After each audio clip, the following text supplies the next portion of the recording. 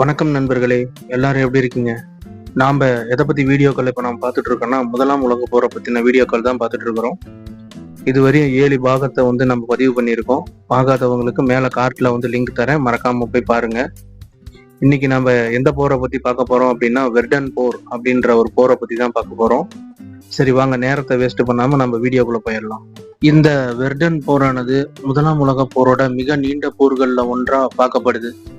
ஜெர்மனியோட தளபதி வான் பால்கன்ஹைம் France மக்களை அதிக அளவுல கொல்லணும் அப்படின்ற நோக்கத்தோட 1916 பிப்ரவரி 21 அன்னைக்கு இந்த போரை தொடங்குறாரு.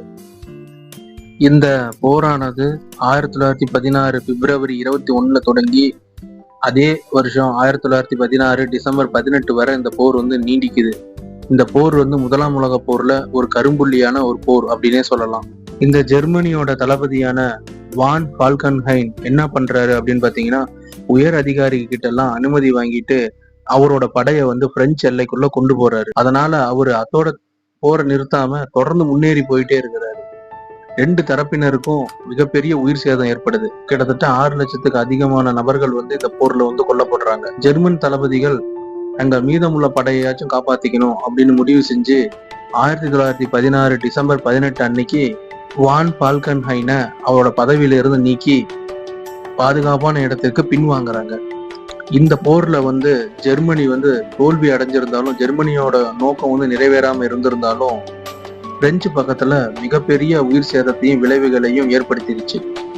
இந்த போரோட நோக்கம் எப்படி அமைஞ்சிருக்கு அப்படின்னு பாத்தீங்கன்னா, ஜெர்மனோட தளபதி வான் பால்கன்ஹைம் என்ன பண்றாரு அப்படின்னா, பிரெஞ்சு படைகளை தாக்கி அழிக்கிறது மூலியமா பிரெஞ்சோட போர் உத்வேகத்தை குறைக்க முடியும், இதை உடைச்சி போரோட போக்கையே நம்மளால மாற்ற முடியும் அப்படின்னு சொல்லி இந்த போரை தொடங்குறாரு. பிரெஞ்சு படைகள் மீதான தொடர்ச்சியான தாக்குதல் நடத்தி அதிகபட்ச இழப்புகளை ஏற்படுத்துறது தான் இந்த ஜெர்மனியோட முக்கிய நோக்கமாகவே இருந்துச்சு. தொடர்ச்சியான போர், அது மட்டும் இல்லாம அதிகப்படியான உயிர் எண்ணிக்கை இழப்பு, இது காரணமா ஜெர்மனி பின்வாங்க வேண்டிய கட்டாயத்துல இருந்துச்சு.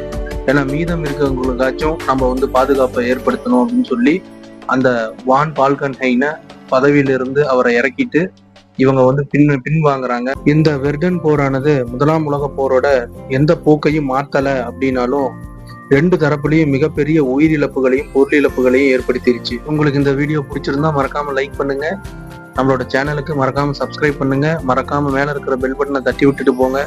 அப்பதான் நம்ம போடக்கூடிய வீடியோக்கள் அடுத்தடுத்து உங்க நோட்டிபிகேஷன்ல உங்களுக்கு காட்டும். சேனலை சப்ஸ்கிரைப் செஞ்சதுக்கு ரொம்ப நன்றி.